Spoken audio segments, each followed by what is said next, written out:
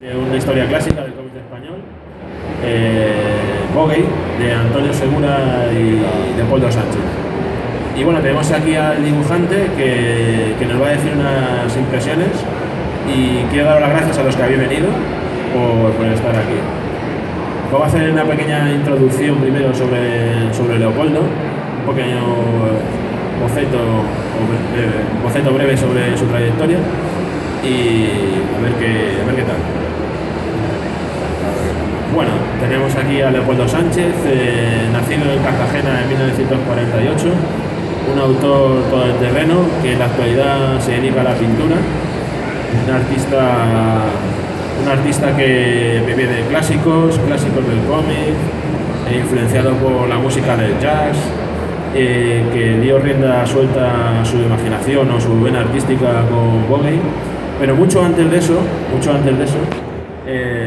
comenzó con los hermanos Ortiz, con sus primos Ortiz, ya desde muy joven estuvo con ellos.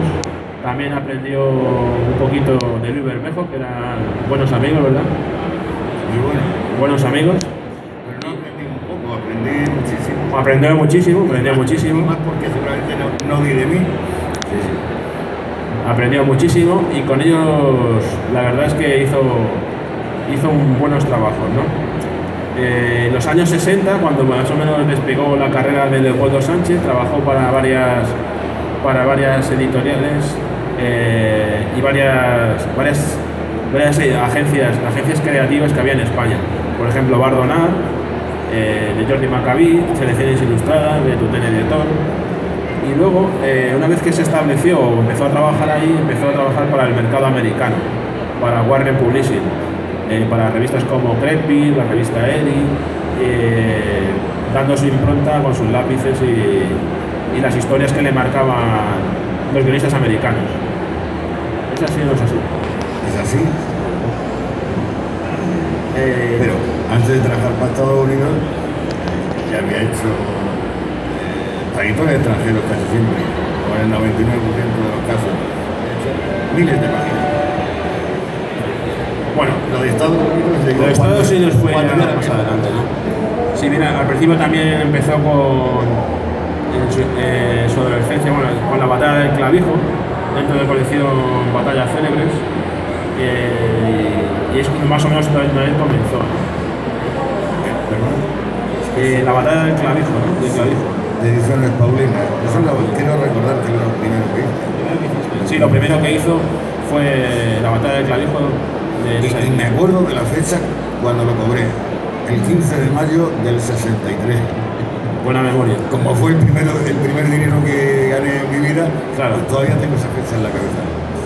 Bueno, pues luego también estuvo publicando en Editorial Garbo, en una revista satírica que se llama que dirigía Manel Ferrer, el autor de Manolo e Irene, que dibujaba para la revista El Jueves durante muchos años.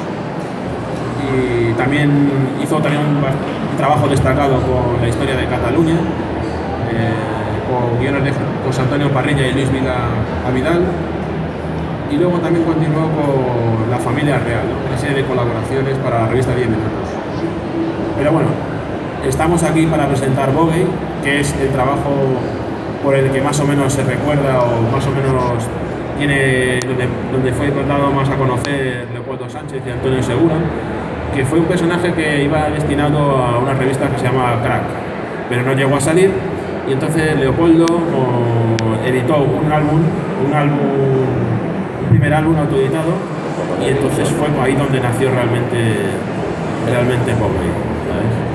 No sé si tendrás alguna imagen, ponerla por ahí.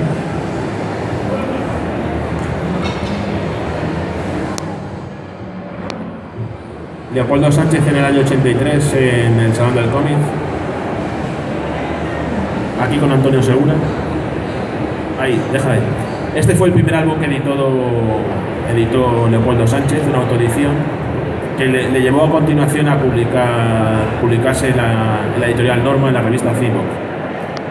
Y bueno, pues vamos a preguntarle una serie de cosas a nuestro autor.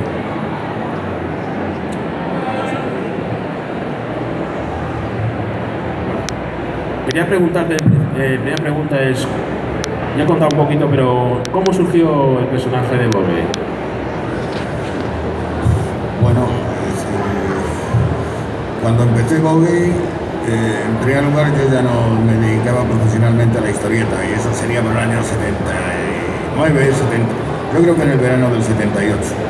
Pero como el veneno de la historieta se lleva y es una cosa así muy perversa, pues bueno, siempre quise continuar haciendo cómic de alguna manera, que no fuese la obligación de antes. Entonces, pues, aficionado a la novela negra y todo eso, pues quería hacer lo que hice, ese tipo de personaje, pero dibujado con más libertad, que no fuese en el año 42 en Estados Unidos, sino una cosa de ciencia ficción que sirviera para que cualquier tema cupiera dentro, para poder hacer comentarios o sugerencias sobre lo que estaba pasando en esos momentos, que además es unos años de la historia de España muy, bueno, ya todos lo recordamos, muy bonitos y muy interesantes. Y es un detective de ciencia ficción precisamente para quitar problemas de documentación y reunir toda la libertad. Me tropecé, casualmente no, un amigo nos los presentó y tal, a Antonio Segura, que estaba escribiendo relatos, que trabajaba en el banco, en el Banco Coca. El Banco Popular. Luego fue Banesto. Banesto. Sí, Banesto. Y quería publicar novelas y tenía muchos relatos escritos, leí varios y tal, y al final, bueno, pues no, fue fantástico, nos enrollamos y hicimos esa colaboración, que además él nunca había hecho ni guiones de cómic ni nada de nada. Él escribía relatos literarios. Pero fue un encuentro casual, ¿no? ¿O erais amigos? No, Miguel Ángel Aparicio nos presentó, un amigo de Valencia, que es uno de los que querían editar la revista y tal, que había contactado con él.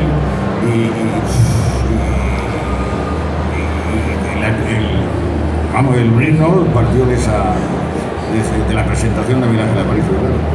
Además, enseguida estaba intentando hacer una historia para Luis Bermejo y tal, bueno, aquello no funcionaba. Lo primero que hizo de historieta fue lo que hicimos, lo de las primeras historias del Bogue. Luego, afortunadamente, pues ha demostrado que lo que era. Desgraciadamente ha muerto, pero vamos, era un amasijo de ideas, un hombre de una fuerza de la naturaleza. Un vendaval. Sí. Bueno, lo que sí te quería preguntarte era ¿qué influencias literarias ves en el personaje de Bogue, ¿no? ¿Y cómo definirías al personaje? No, sí, no tiene ningún problema. Es decir, el personaje de Bogue se llama Bogue porque es un cachondeo de Humphrey Bogart en las películas de Howard Shore y todo es así. Además, sin escondernos, sí. Sino era el propósito de la cosa era esa coña, no homenaje, a ver, que queda muy fino ahora y tal. No, hacer la coña no queríais hacer del antihéroe, de todas esas cosas. Queríais hacer una gracia, ¿no? Claro, y hay incluso historias que se llaman igual que novelas de Hammer, no, de Dashiell Hammett. No, de Dashiell Hammett, no. Marlowe, de Philip Marlowe. No, joder. Eso es la vejez, es decir, la vejez y de horror, sí. Bueno, otro novelista americano. Al final de la charla lo recordaremos. Sí, por ejemplo, hay alguna, creo que la primera historia de Bogue se llama Adiós Muñeca, que hay otra, El largo adiós, me parece que hay otra.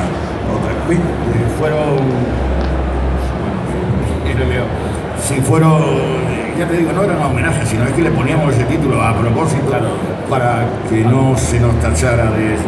Vale. Bueno, aquí tengo recopiladas, las historias son... El integral reúne 14 historias.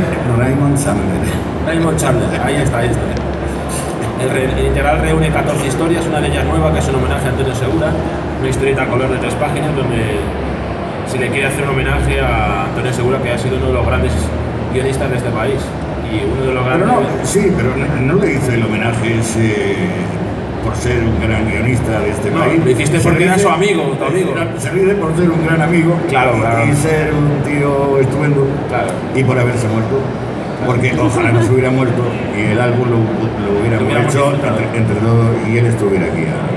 Bueno, historias como, no sé si alguna, Adiós Muñeca, El hombre que floreció, Only You, HP, Aquellos viejos tiempos, Tócalo otra vez San, El largo transcurso de la eternidad, Tutti Frutti, Las plumas de la serpiente, Cuéntemelo señor Bogie, La dama del castillo, Nunca jamás, que es la historia más larga de Bogie hecha, El dandy, una historia a color que termina el álbum, y la historia que hace a su amigo, su gran amigo Antonio Segura. Creo que son 14 grandes historias que merecen la pena que la gente joven o la gente de nuestra edad vuelva a recuperar ese tipo de lecturas y ese tipo de sensaciones cuando lo leímos en los 80. Realmente, una vez que vuelves a leer estos personajes, estas historias, vuelves a sentir que aquella etapa, ¿no? Como que no ha envejecido, ¿no? Lees auténticamente género negro en estado puro, cómic del bueno, que merece la pena leer y os recomiendo. Pero bueno, aparte de este speak, voy a seguir preguntando aquí a nuestro amigo Leopoldo, ¿no? Durante la publicación de Bogie, Bogie se publicó en la revista Cimo y se serializó en esa revista. Y aquí podéis ver también el integral, bueno, el álbum que recopilaba las primeras historias, una de las primeras historias de Bogie, ¿no? El segundo álbum que sacó, ¿no?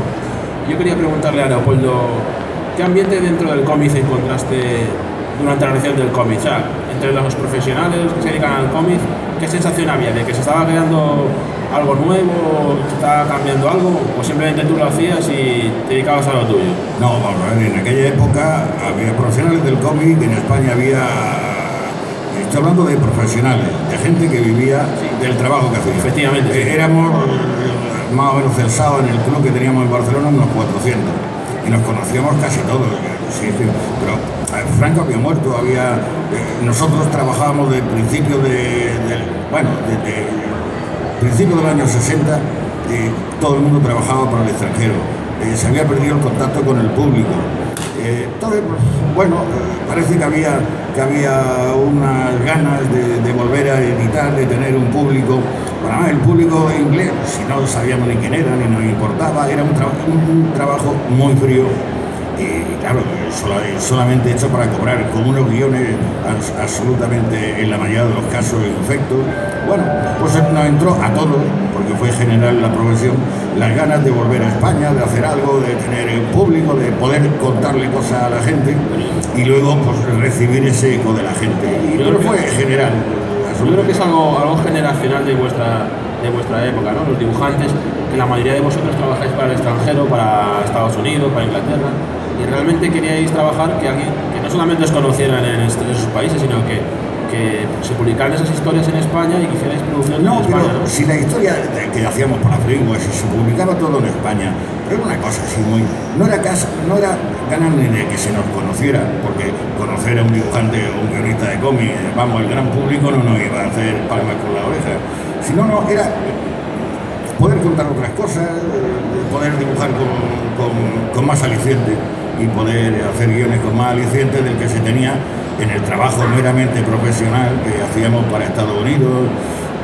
Lo de Estados Unidos y sobre todo Warren tenía una ventaja, y es que como el hombre nos dejaba hacer lo que nos diera la gana, pues ahí dibujamos muy a gusto, ensayábamos, hacíamos historietas con bolígrafo, mezclando aceite hacíamos lo que nos salía de las narices. Y la verdad es que esa época, aunque los guiones eran muy tópicos y tal, pero bueno, como dibujantes la verdad es que disfrutamos. Y quería preguntar, ¿cómo recuerdas que acogió los lectores el personaje? ¿Recuerdas algún...? Perdón. ¿Cómo recuerdas los lectores cómo acogieron el personaje? ¿En aquella época? Sí, ¿gustó o tuvo repercusión? Ni me acuerdo. Pues, que en aquella época... No había internet, claro, ni móviles. Se publicaban las revistas, los aficionados la compraban, fueron decayendo poco a poco. Sí, pero en el Salón del Cómic de Barcelona o algunas presentaciones que hicieras No, hombre, había gente que decía... No, pero eso es trampa. Porque el Salón del Cómic de Barcelona o el de Madrid, como solo van los aficionados, los enamorados del asunto, ahí no tienen ningún problema.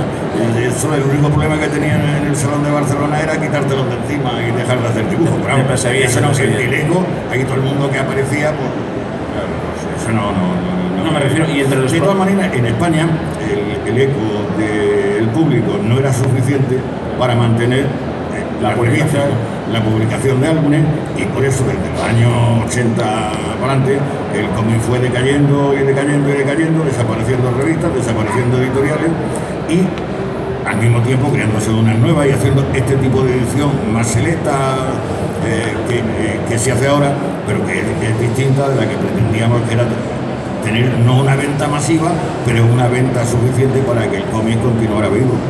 Y entre los profesionales te comentaban algo, porque yo recuerdo por haberlo comentado contigo una vez, que reuníais en tu estudio profesionales como Manfred Sommer, Bernet, Ortiz. Sí, en general intercambiabais ideas o cogíais. En general estábamos todos, o la gran mayoría de los dibujantes, estábamos incluso semanalmente, teníamos contacto. Luego en el Club o en la Feria del Cómic, pero bueno, pues, lógicamente hay gente más afín que se reúne por amistad y tal, sí, como me pasaba a mí, porque tenía a mis amigos y en casa de madrugada, muchas madrugadas nos pasamos hablando de estas problemáticas y de guiones, que sea, hay cosas, la creación, mira una serie que hizo, fantástica, que hizo Bernet con Guión de Segura, pues eso dio una casa, pues, tú imagínate, empezamos a hablar todos de un monstruo que va por las cañerías, sube por el váter, pues fue una noche divertidísima, nos lo pasábamos muy bien. El cómic es una cosa barata de producir, encima dibuja, que a todos los que estábamos allí era lo que más nos podía gustar en este mundo. Encima nos reíamos, porque la verdad, salvo secciones de dibujantes del PSU y cosas así, pues, que querían arreglar el mundo con 4 panfletos de cómic, pues los demás creo que teníamos el cómic considerado en su justa medida, que claro que servía para transformar el mundo, pero no de golpe al menos. Muy bien, pues nada, te queríamos preguntar otra cosilla. Ya hemos hablado un poco de Antonio Segura, pero todo el tiempo que estuviste trabajando con él, ¿cómo fue trabajar con él? ¿Teníais algún método de trabajo o cómo era vuestro método de trabajo? Pero yo con él, pues era un juego más que un trabajo. Veíamos, él venía a Barcelona, yo iba a Valencia, por viajes normales, no expresamente para hacer los guiones. Se inventaba el guión, a veces me lo contaba una idea que había tenido por teléfono, a veces estaba editado cuando me mandaba el guión escrito. Él no me mandaba guiones, me mandaba relatos y tal. Y pues era un juego, la verdad es que nos divertimos mucho mientras lo decimos, absolutamente. No había obligación, además yo no tenía obligación de entregar un determinado número de páginas. O sea, que ibais haciendo, según surgían las ideas ibais haciendo y ibais publicando, ¿no? No teníais Que yo estaba haciendo un guión del Bogue y de pronto me contaba una idea que a mí me resultaba bonita, pues cambiaba y hacía antes la idea telefónica y luego continuaba el otro, no había ningún problema. Era un juego muy bonito. Bueno, vamos a preguntar otra cosilla. Luego, en este integral, bueno, hemos hablado que hacen es un homenaje aquí a Antonio Segura o es por amistad, por cercanía, ¿no? Por su desaparición, ¿no? Pero ¿cómo te ha surgido esta idea de hacer esto en el libro? Pero es un tramposo, hablamos por una conversación por teléfono contigo. Es decir, ¿qué ¿quieres chupar cámara? No, cuéntalo. Una conversación, y no puedo contar nada. No sé qué hacer, una cosa, pues un sorteo, pues no sé qué. Una conversación telefónica.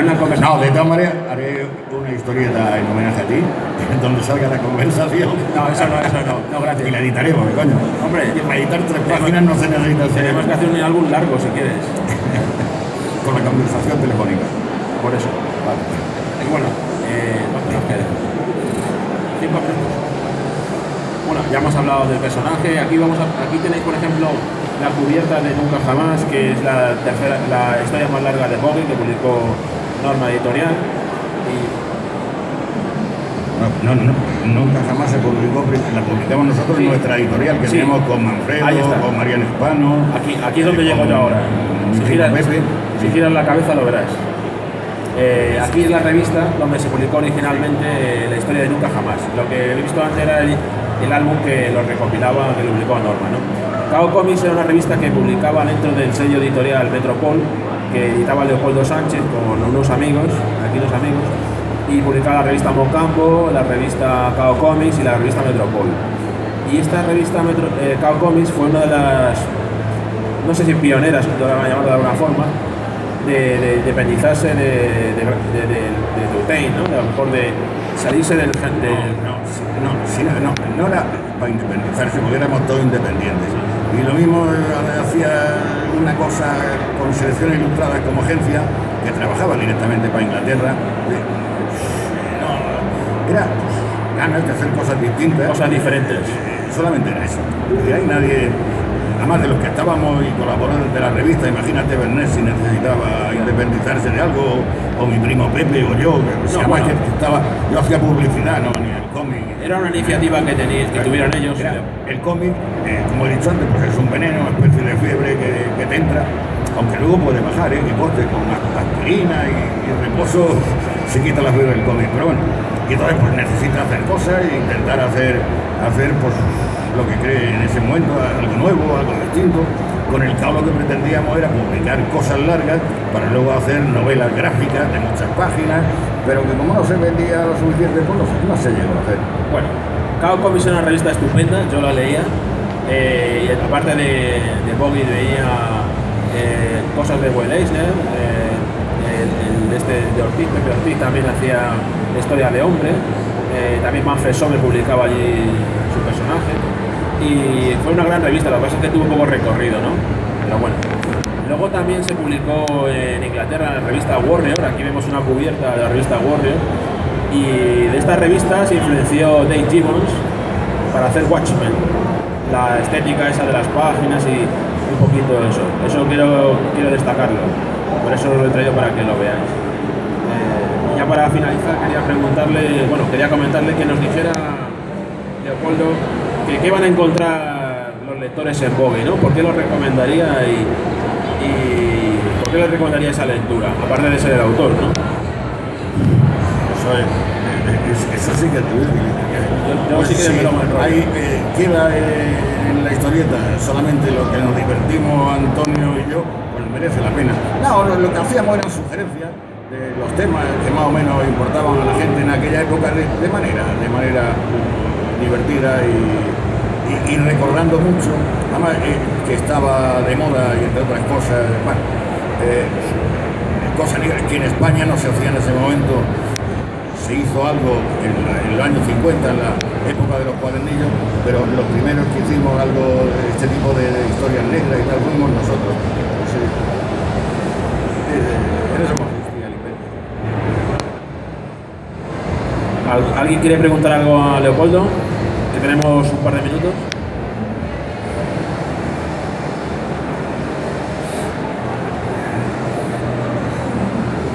Sí, yo quería, volviendo al tema del origen de Vogue, entiendo entonces que la idea original fue de usted y que lo desarrolló luego con el guionista, con Antonio. Sí, fue así. Es decir, yo ya tenía la idea del personaje que quería hacer y lo que proporcionó Antonio eran las historias. Se adaptó muy bien. Él no era guionista de cómic, ni nunca había hecho un cómic. Nos conocimos, nos caímos muy bien y empezamos, es que fue así, empezamos a divertirnos con el asunto este. Y yo incluso tenía registrado el personaje antes de ni siquiera conocer a Antonio Segura, pero vamos, el personaje, lógicamente, no solo es mío es la idea de un tío feo y tal, pero que el personaje es tanto Antonio Segura como mío, obviamente, se hizo entre los dos y no se puede relegar, por ejemplo, a Antonio, yo es que quería hacer en la historieta, yo trabajaba para publicidad, tenía poco tiempo, quería seguir haciendo historieta y esa idea me gustaba y me venía cómoda para seguir haciendo historieta. No tenía que buscar cómo es un Colt 45 del año 29, pues además es que nunca me ha interesado, pero vamos, en aquella época menos. Pues ponía la pistola que me daba la gana, ponía el traje y si me apetecía dibujar un despacho del año 32, pues lo dibujaba. Total libertad. Y ahí cabía todo ahí en Bleco cabía absolutamente todo, ¿no? Y esa es la idea mía, luego la idea del personaje y la historia, pero hay que atribuírsela, lógicamente, a Antonio Segura. Y otra cosa era que dijo que la habían creado para la revista Crack. Si nos podría contar algo sobre quiénes Sí, bueno, unos amigos, por ejemplo, Miguel Ángel Aparicio de Valencia, Paco Baena de Barcelona, siempre tenían la idea de editar, eran dos coleccionistas fantásticos que lo tenían en aquella época. Paco Baena supongo que lo seguirá conservando, que tenían tanto de cómics como de carteles, tenían la mejor colección, de las mejores colecciones de España y tal, muy aficionados a la historieta. Y siempre tenían la idea de editar, e hicieron varios intentos, pero no salió ninguno. Y entonces empezó a hacer unas historias Antonio Segura para que las dibujara Luis Bermejo, Orca, que luego Luis Bermejo las dibujó años después para Rafael, me parece, para Norma. Pero todo eso proviene de cosas que había escrito para ese personaje y para ese dibujante el Antonio Segura. Aquella revista no se hizo la sociedad a la cual incluso pertenecía yo. Tengo acciones de una sociedad que no funciona, de una editorial que no funciona. Pero aquello no, ya no me acuerdo por qué, supongo que no tengo ni idea, porque los dos tenían dinero y tal. No se hizo. Y el personaje de Boggy estaba pensado para esa revista. No se hizo y empecé a dibujarlo después de saber que nos hacía la revista y tal. Bueno, ¿no hay ninguna pregunta más? ¿Alguien quiere preguntar algo más? Bueno, pues nada, daros las gracias por venir y recordar que estará firmando Leopoldo Sánchez de 4 a 5 en el stand de Ponemon, si queréis un álbum dedicado. Y nada, muchas gracias por venir y que os guste Boggy.